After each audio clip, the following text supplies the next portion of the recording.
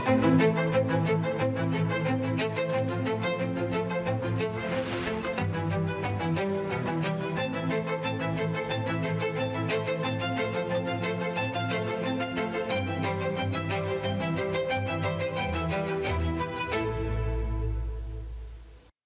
प्यारे देशवासियों, नमस्कार। मन की बात में आपका फिर से स्वागत है, अभिनंदन है। कुछ ही दिनों में साल 2026 दस्तक देने वाला है और आज जब मैं आपसे बात कर रहा हूं तो मन में पूरे एक साल की यादें घूम रही हैं। कई तस्वीरें, कई चर्चाएं, कई उपलब्धियां जिन्होंने देश को एक साथ जोड़ दिया। 2025 ने हमें ऐसे कई पल दिए जिन पर हर भारतीय को गर्व हुआ।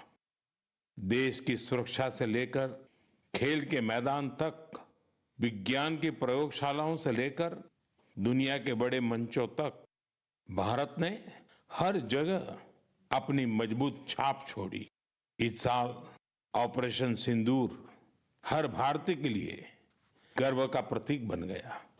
दुनिया ने साफ देखा, आज का भारत अपनी सुरक्षा से कोई समझौता नहीं करता। ऑपरेशन सिंदूर के दौरान देश के कोने कोने से मां भारती के प्रति प्रेम और समर्पण की तस्वीरें सामने आई। लोगों ने अपने अपने तरीके से अपने भाव व्यक्त किए। साथियों, यही जज्बा तब भी देखने को मिला जब वंदे मातरम के 150 वर्ष पूरे हुए। मैंने आपसे आग्रह किया था कि हैशटैग वंदे मातरम 150 के साथ अपने संदेश और सुझाव भेजें। देशवासियों ने इस अभियान में बढ़ चढ़कर हिस्सा लिया। साथियों, 2025 खेल के लिहाज से भी एक यादगार साल रहा। हमारी पुरुष क्रिकेट टीम ने आईसीसी चैंपियंस ट्रॉफी जीती। महिला क्रिकेट टीम ने पहली बार विश्व कप अपने नाम किया।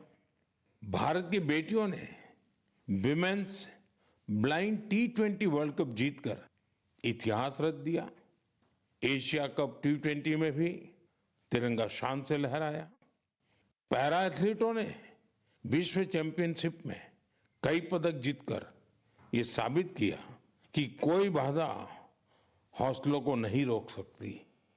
विज्ञान और अंतरिक्ष क्षेत्र में भी भारत ने बड़ी छलांग लगाई। शुभांशु शुक्ला पहले भारतीय बने जो इंटरनेशनल स्पेस स्टेशन तक पहुंचे। पर्यावरण संरक्षण और वन्य जीवों की सुरक्षा से जुड़े कई प्रयास भी 2025 की पहचान बने। भारत में चीतों की संख्या भी अब 30 से ज्यादा हो गई है। 2025 में आस्था, संस्कृति और भारत की अद्वितीय विरासत सब एक साथ दिखाई दी। साल के शुरुआत में प्रयागराज महाकुंभ के आयोजन ने पूरी दुनिया को चकित किया। साल के अंत में अयोध्या में राम मंदिर पर ध्वजारोहण के कार्यक्रम ने हर भारतीय को गर्व से भर दिया। स्वदेशी को लेकर भी लोगों का उत्साह खूब दिखाई दिया। लोग वही सामान खरीद रहे हैं जिसमें किसी भारतीय का पसीना लगा हो और जिसमें भारत की मिट्टी की सुगंध हो। आज हम गर्व से कह सकते हैं 2025 ने भारत को और अधिक आत्मविश्वास दिया है। ये बात भी सही है, इस वर्ष प्राकृतिक आपदाएं हमें झेलनी पड़ी, अनेक क्षेत्रों में झेलनी पड़ी। अब देश 2026 में नई उम्मीदों, नए संकल्पों के साथ आगे बढ़ने को तैयार है। मेरे प्यारे देशवासियों, आज दुनिया भारत को बहुत आशा के साथ देख रही है। भारत से उम्मीद की सबसे बड़ी वजह है हमारी युवा शक्ति। विज्ञान के क्षेत्र में हमारी उपलब्धियां, नए नए इनोवेशन, टेक्नोलॉजी का विस्तार, इनसे दुनिया भर के देश बहुत प्रभावित हैं। साथियों, भारत के युवाओं में हमेशा कुछ नया करने का जुनून है। और वो उतने ही जागरूक भी हैं। मेरे युवा साथी कई बार मुझसे ये पूछते हैं कि नेशन बिल्डिंग में वो अपना योगदान और कैसे बढ़ाएं, वो कैसे अपने आइडिया शेयर कर सकते हैं। कई साथी पूछते हैं कि मेरे सामने वो अपने आइडियाज का प्रेजेंटेशन कैसे दे सकते हैं। हमारे युवा साथियों की इस जिज्ञासा का समाधान है विकसित भारत यंग लीडर्स डायलॉग। पिछले साल इसका पहला एडिशन हुआ था। अब कुछ दिन बाद उसका दूसरा एडिशन होने वाला है। अगले महीने की 12 तारीख को स्वामी विवेकानंद जी की जयंती के अवसर पर राष्ट्रीय युवा दिवस मनाया जाएगा। इसी दिन यंग लीडर्स डायलॉग का भी आयोजन होगा और मैं भी इसमें जरूर शामिल होऊंगा। इसमें हमारे युवा इनोवेशन, फिटनेस, स्टार्टअप और एग्रीकल्चर जैसे महत्वपूर्ण विषयों पर अपने आइडियाज शेयर करेंगे। मैं इस कार्यक्रम को लेकर बहुत ही उत्सुक हूं। साथियों, मुझे ये देखकर अच्छा लगा कि इस कार्यक्रम में हमारे युवाओं की भागीदारी बढ़ रही है। कुछ दिनों पहले ही इससे जुड़ा एक क्विज कंपटीशन हुआ। इसमें 50 लाख से अधिक युवा शामिल हुए। एक निबंध प्रतियोगिता भी हुई जिसमें स्टूडेंट्स ने विभिन्न विषयों पर अपनी बातें रखी। इस प्रतियोगिता में तमिलनाडु पहले और उत्तर प्रदेश दूसरे स्थान पर रहा। साथियों, आज देश के भीतर युवाओं को प्रतिभा दिखाने के नए नए अवसर मिल रहे हैं। ऐसे बहुत से प्लेटफॉर्म्स विकसित हो रहे हैं जहां युवा अपनी योग्यता और रुचि के अनुसार टैलेंट दिखा सकते हैं। ऐसा ही एक प्लेटफॉर्म है स्मार्ट इंडिया हैकेथॉन। एक और ऐसा माध्यम जहां आइडियाज एक्शन में बदलते हैं। साथियों, स्मार्ट इंडिया हैकेथॉन 2025 का समापन इसी महीने हुआ है। इस हैकेथॉन के दौरान 80 से अधिक सरकारी विभागों की 270 से ज्यादा समस्याओं पर स्टूडेंट्स ने काम किया। स्टूडेंट्स ने ऐसे सॉल्यूशन दिए जो रियल लाइफ चैलेंजेस से जुड़े थे, जैसे ट्रैफिक की समस्या है। इसे लेकर युवाओं ने स्मार्ट ट्रैफिक मैनेजमेंट से जुड़े बहुत ही इंटरेस्टिंग पर्सपेक्टिव शेयर किए। फाइनेंशियल फ्रॉड्स और डिजिटल एरेस जैसी चुनौतियों के समाधान पर भी युवाओं ने अपने आइडियाज सामने रखे। गांवों में डिजिटल बैंकिंग के लिए साइबर सिक्योरिटी फ्रेमवर्क पर सुझाव दिया। कई युवा एग्रीकल्चर सेक्टर की चुनौतियों के समाधान में जुटे रहे। साथियों, पिछले 7-8 साल में स्मार्ट इंडिया हैकेथॉन में 13 लाख से ज्यादा स्टूडेंट्स और 6,000 से ज्यादा इंस्टीट्यूट्स हिस्सा ले चुके हैं। युवाओं ने सैकड़ों प्रॉब्लम्स के सटीक सॉल्यूशंस भी दिए हैं। इस तरह के हैकेथॉन्स का आयोजन समय समय पर होता रहता है। मेरा अपने युवा साथियों से आग्रह है कि वे इन हैकेथॉन्स का हिस्सा जरूर बने। साथियों, आज का जीवन टेक ड्रिवन होता जा रहा है और जो परिवर्तन सदियों में आते थे, वो बदलाव हम कुछ वर्षों में होते देख रहे हैं। कई बार तो कुछ लोग चिंता जताते हैं कि रोबोट्स कहीं मनुष्य को ही ना रिप्लेस कर दें। ऐसे बदलते समय में ह्यूमन डेवलपमेंट के लिए अपनी जड़ों से जुड़े रहना बहुत जरूरी है। मुझे ये देखकर बहुत खुशी होती है कि हमारी अगली पीढ़ी अपनी संस्कृति की जड़ों को अच्छी तरह थाम रही है। नई सोच के साथ, नए तरीकों के साथ। साथियों, आपने इंडियन इंस्टीट्यूट ऑफ साइंस, उसका नाम तो जरूर सुना होगा। रिसर्च और इनोवेशन इस संस्थान की पहचान है। कुछ साल पहले वहां के कुछ छात्रों ने महसूस किया कि पढ़ाई और रिसर्च के बीच संगीत के लिए भी जगह होनी चाहिए। बस यहीं से एक छोटी सी म्यूजिक क्लास शुरू हुई। न बड़ा मंच, न कोई बड़ा बजट। धीरे धीरे ये पहल बढ़ती गई और आज इसे हम गीतांजलि IISC के नाम से जानते हैं। यह अब सिर्फ एक क्लास नहीं, कैंपस का सांस्कृतिक केंद्र है। यहाँ हिंदुस्तानी शास्त्रीय संगीत है, लोक परंपराएं हैं, शास्त्रीय विधाएं हैं। छात्र यहाँ साथ बैठकर रियाज करते हैं, प्रोफेसर साथ बैठते हैं, उनके परिवार भी जुड़ते हैं। आज 200 से ज्यादा लोग इससे जुड़े हैं और खास बात ये कि जो विदेश चले गए वो भी ऑनलाइन जुड़कर इस ग्रुप की डोर थामे हुए हैं। साथियों, अपनी जड़ों से जुड़े रहने के ये प्रयास सिर्फ भारत तक सीमित नहीं है। दुनिया के अलग अलग कोनों और वहां बसे भारतीय भी अपनी भूमिका निभा रहे हैं। एक और उदाहरण जो हमें देश से बाहर ले जाता है, ये जगह है दुबई। वहां रहने वाले कन्नड़ा परिवारों ने खुद से एक जरूरी सवाल पूछा। हमारे बच्चे टेक वर्ल्ड में आगे तो बढ़ रहे हैं, लेकिन कहीं वो अपनी भाषा से दूर तो नहीं हो रहे हैं। यहीं से जन्म हुआ कन्नड़ा पाठशाले का, एक ऐसा प्रयास जहां बच्चों को कन्नड़ा पढ़ना, सीखना, लिखना और बोलना सिखाया जाता है। आज इससे 1000 से ज्यादा बच्चे जुड़े हैं।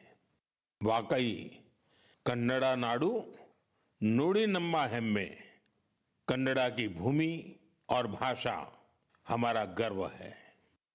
साथियों, एक पुरानी कहावत है, जहां चाह वहां राह।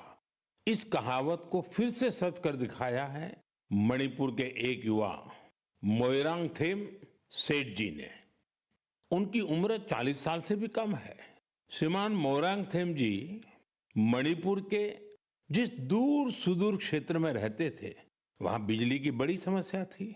इस चुनौती से निपटने के लिए उन्होंने लोकल सॉल्यूशन पर जोर दिया और उन्हें ये सॉल्यूशन मिला सोलर पावर में। हमारे मणिपुर में वैसे भी सोलर एनर्जी पैदा करना आसान है, तो मोइरांगथेम जी ने सोलर पैनल लगाने का अभियान चलाया और इस अभियान की वजह से आज उनके क्षेत्र के सैकड़ों घरों में सोलर पावर पहुंच गई है। खास बात यह है कि उन्होंने सोलर पावर का उपयोग हेल्थ केयर और आजीविका को बेहतर बनाने के लिए किया है। आज उनके प्रयासों से मणिपुर में कई हेल्थ सेंटर्स को भी सोलर पावर मिल रही है। उनके इस काम से मणिपुर की नारी शक्ति को भी बहुत लाभ मिला है। स्थानीय मछुआरों और कलाकारों को भी इससे मदद मिली है। साथियों, आज सरकार PM सूर्यघर मुफ्त बिजली योजना के तहत हर लाभार्थी परिवार को सोलर पैनल लगाने के लिए करीब करीब 75 से 80 हजार रुपए दे रही है। मोइरांगथेम जी के ये प्रयास यूं तो व्यक्तिगत प्रयास है, लेकिन सोलर पावर से जुड़े हर अभियान को नई गति दे रहे हैं। मैं मन की बात के माध्यम से उन्हें अपनी शुभकामनाएं देता हूं। मेरे प्यारे देशवासियों, आइए अब जरा हम जम्मू कश्मीर की तरफ चलते हैं। जम्मू कश्मीर की सांस्कृतिक और ऐतिहासिक विरासत, उसकी एक ऐसी गाथा साझा करना चाहता हूं जो आपको गर्व से भर देगी। जम्मू कश्मीर के बारामूला में जेहनपोरा नाम की एक जगह है। वहां लोग बरसों से कुछ ऊंचे ऊंचे टीले देखते आ रहे थे। साधारण से टीले, किसी को नहीं पता था कि ये क्या है। फिर एक दिन आर्कियोलॉजिस्ट की नजर इन पर पड़ी। जब उन्होंने इस इलाके को ध्यान से देखना शुरू किया तो ये टीले कुछ अलग लगे। इसके बाद इन टीलों का वैज्ञानिक अध्ययन शुरू किया गया। ड्रोन के जरिए ऊपर से तस्वीरें ली गई, जमीन की मैपिंग की गई और फिर कुछ हैरान करने वाली बातें सामने आने लगी। पता चला ये टीले प्राकृतिक नहीं है, ये इंसान द्वारा बनाई गई किसी बड़ी इमारत के अवशेष है। इसी दौरान एक और दिलचस्प कड़ी जुड़ी। कश्मीर से हजारों किलोमीटर दूर फ्रांस के एक म्यूजियम के आर्काइव्स में एक पुराना धुंधला सा चित्र मिला। बारामूला के उस चित्र में 3 बौद्ध स्तूप नजर आ रहे थे। यहीं से समय ने करवट ली और कश्मीर का एक गौरवशाली अतीत हमारे सामने आया। ये करीब 2000 साल पुराना इतिहास है। कश्मीर के जहनपोरा का ये बौद्ध परिसर हमें याद दिलाता है कश्मीर का अतीत क्या था, उसकी पहचान कितनी समृद्ध थी। मेरे प्यारे देशवासियों, अब मैं आपसे भारत से हजारों किलोमीटर दूर एक ऐसे प्रयास की बात करना चाहता हूं जो दिल को छू लेने वाला है। फिजी में भारतीय भाषा और संस्कृति के प्रसार के लिए एक सराहनीय पहल हो रही है। वहां की नई पीढ़ी को तमिल भाषा से जोड़ने के लिए कई स्तरों पर लगातार प्रयास किए जा रहे हैं। पिछले महीने फिजी के राकी राकी इलाके में वहां के एक स्कूल में पहली बार तमिल दिवस मनाया गया। उस दिन बच्चों को एक ऐसा मंच मिला जहां उन्होंने अपनी भाषा पर खुले दिल से गौरव व्यक्त किया। बच्चों ने तमिल में कविताएं सुनाई, भाषण दिए और अपनी संस्कृति को पूरे आत्मविश्वास के साथ मंच पर उतारा। साथियों, देश के भीतर भी तमिल भाषा के प्रचार के लिए लगातार काम हो रहा है। कुछ दिन पहले ही मेरे संसदीय क्षेत्र काशी में चौथा काशी तमिल संगमम हुआ। अब मैं आपको एक ऑडियो क्लिप सुनाने जा रहा हूं। आप सुनिए और अंदाजा लगाइए तमिल बोलने की कोशिश कर रहे ये बच्चे कहाँ के हैं। வணக்கம். பாரத் और संघ तल ओरे भारतम उन्नत भारतम நடத்தப்பட்ட காசி தமிழ் சங்கமம் 4 தமிழ் கற்போம் நான் ரொம்ப கார்க்க உதாரணத்துக்கு ஏன் தமிழில் इंट्रोडक्शन कासियोड़ भूमिल नानु पायल पटेल और सुकिंस इंटर कॉलेज की मानवी अनेवरकुम येन वड़क्कम। साथियों, आपको जानकर हैरानी होगी तमिल भाषा में इतनी सहजता से अपनी बात रखने वाले ये बच्चे काशी के हैं, वाराणसी के हैं। इनकी मातृभाषा हिंदी है, लेकिन तमिल भाषा के प्रति लगाव ने इन्हें तमिल सीखने के लिए प्रेरित किया है। इस साल वाराणसी में काशी तमिल संगमम के दौरान तमिल सीखने पर खास जोर दिया गया था। लर्न तमिल, तमिल कराकलम, इस थीम के तहत वाराणसी के 50 से ज्यादा स्कूलों में विशेष अभियान भी चलाए गए। इसी का नतीजा हमें इस ऑडियो क्लिप में सुनाई देता है। एन्न पेर वैष्णव नान निवेदिता शिक्षा सदन बालिका इंटर कॉलेज वाराणसी पढ़िक्किरेन नान काशी तमिल कर्कलाम 4.0 ला तमिल भाषा पिक्कावुम इल्लुवम करेन इंधा वयपुक्क पराधान नरेंद्र मोदी अवगलेकु नान नंटी सोलिगरेन। साथियों, तमिल भाषा दुनिया की सबसे प्राचीन भाषा है। तमिल साहित्य भी अत्यंत समृद्ध है। मैंने मन की बात में काशी तमिल संगमम में भाग लेने का आग्रह किया था। मुझे खुशी है कि आज देश के दूसरे हिस्सों में भी बच्चों और युवाओं के बीच तमिल भाषा को लेकर नया आकर्षण दिख रहा है। यही भाषा की ताकत है, यही भारत की एकता है। साथियों, अगले महीने हम देश का 77वां गणतंत्र दिवस मनाएंगे। जब भी ऐसे अवसर आते हैं तो हमारा मन स्वतंत्रता सेनानियों और संविधान निर्माताओं के प्रति कृतज्ञता के भाव से भर जाता है। हमारे देश ने आजादी पाने के लिए लंबा संघर्ष किया है।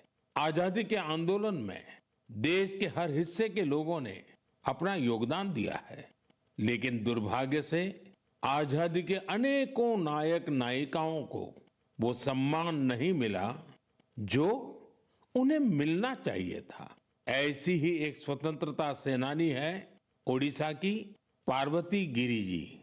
जनवरी 2026 में उनकी जन्म शताब्दी मनाई जाएगी। उन्होंने 16 वर्ष की आयु में भारत छोड़ो आंदोलन में हिस्सा लिया था।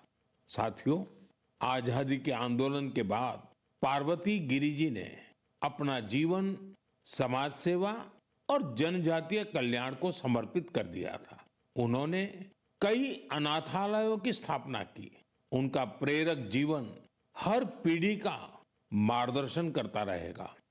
मैं पार्वती गिरि जी को श्रद्धांजलि अर्पण करूं छी। साथियों, ये हमारा दायित्व है कि हम अपनी विरासत को न भूलें।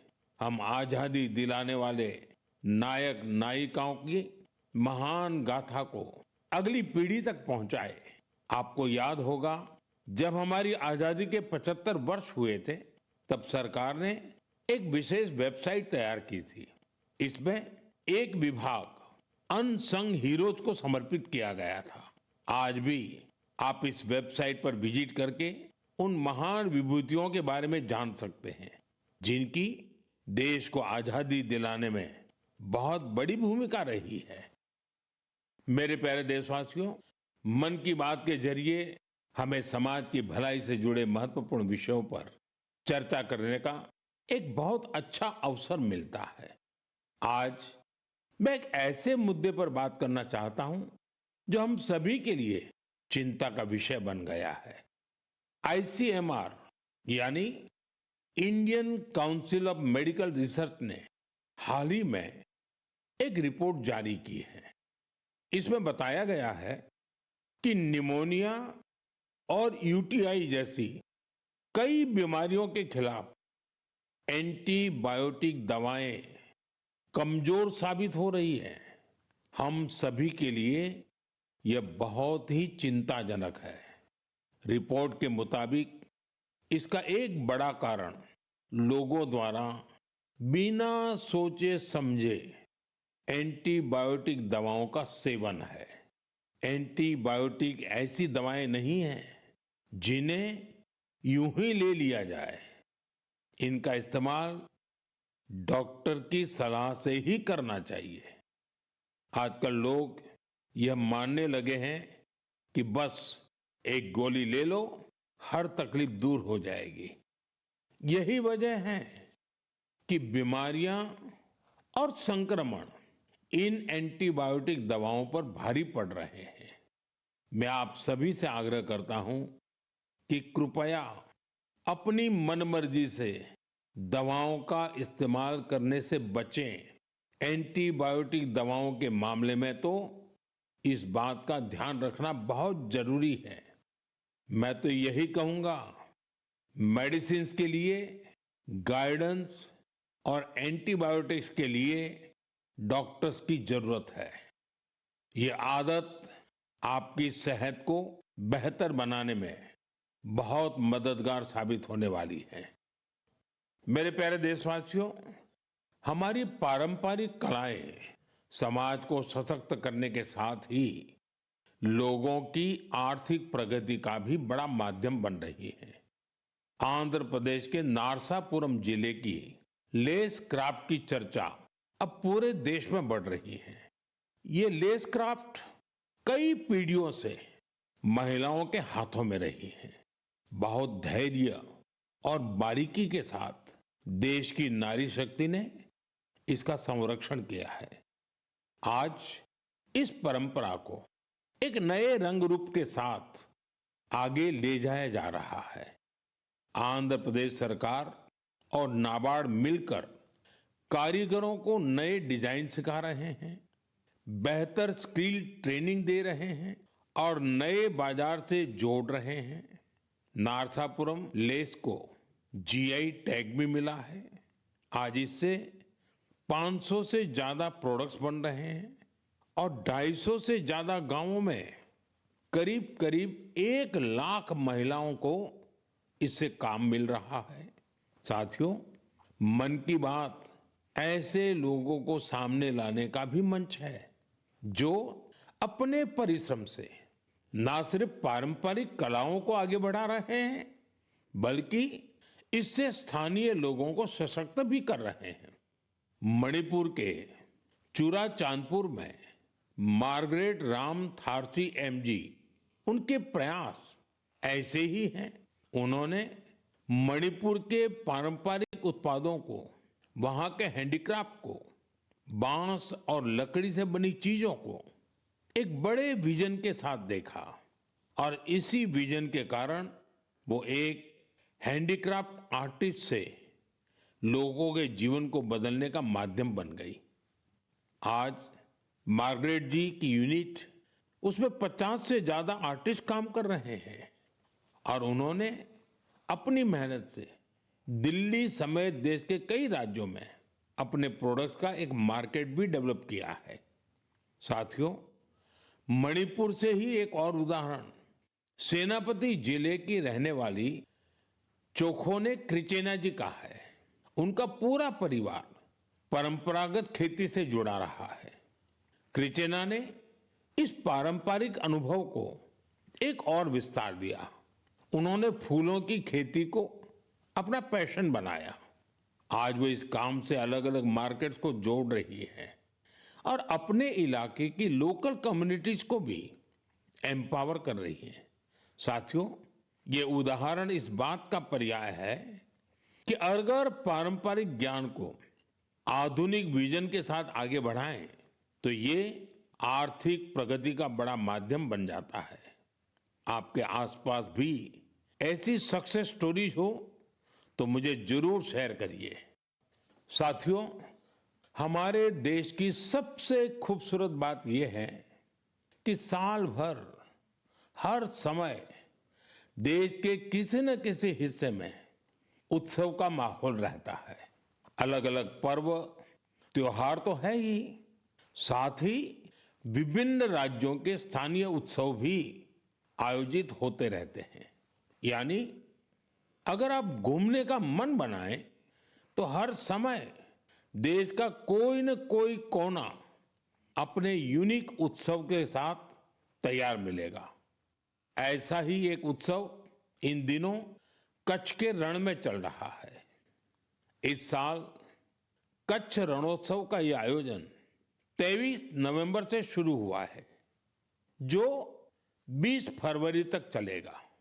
यहां कच्छ की लोक संस्कृति, लोक संगीत, नृत्य और हस्तशिल्प की विविधता दिखाई देती है। कच्छ के सफेद रण की भव्यता देखना अपने आप में एक सुखद अनुभव है।